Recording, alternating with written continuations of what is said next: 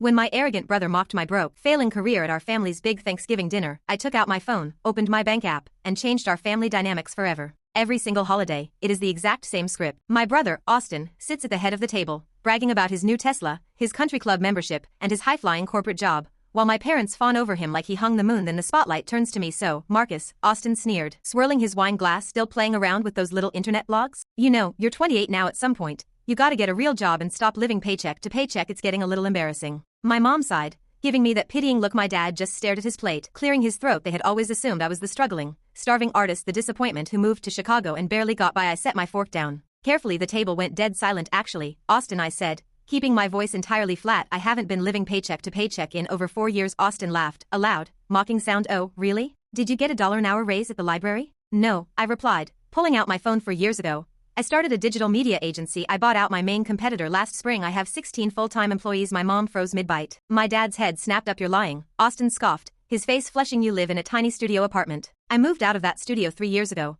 I said, opening my banking app and turning the screen toward my father. I bought a brownstone in Lincoln Park cash. I just never told any of you. Because honestly, none of you ever asked about my life. The silence in that dining room was absolute. You could have heard a pin drop on the rug. My dad stared at the screen, his eyes widening as he saw the numbers. Marcus, this is a 7-figure balance. It's a lie, Austin stammered, his voice cracking, looking desperately at our parents. He's faking it. He's trying to embarrass me. I don't need to embarrass you, Austin, I said softly. You do that just fine on your own. For years, every time I tried to talk about my business, you interrupted to talk about your quarterly bonus. Mom changed the subject to your new kitchen. Dad asked if I needed to borrow rent money. You all decided who I was when I was 18, and you never cared enough to see who I actually became. My mom's eyes welled up with tears. Marcus, honey, we're your family. Why would you keep your success a secret from us? Because, I said, standing up and grabbing my coat, I wanted to protect my peace. I wanted to build something real without Austin trying to compete with it, and without anyone pretending to love me just because of a bank account. I looked at my dad, who was looking at me like he was seeing a stranger. Thanks for the turkey, Mom, I said, walking toward the front door, but I have a flight to catch. I'm taking my team to Hawaii for our holiday bonus trip. As I stepped out into the crisp, autumn air, I felt lighter than I had in a decade. They finally saw me, but they were way too late.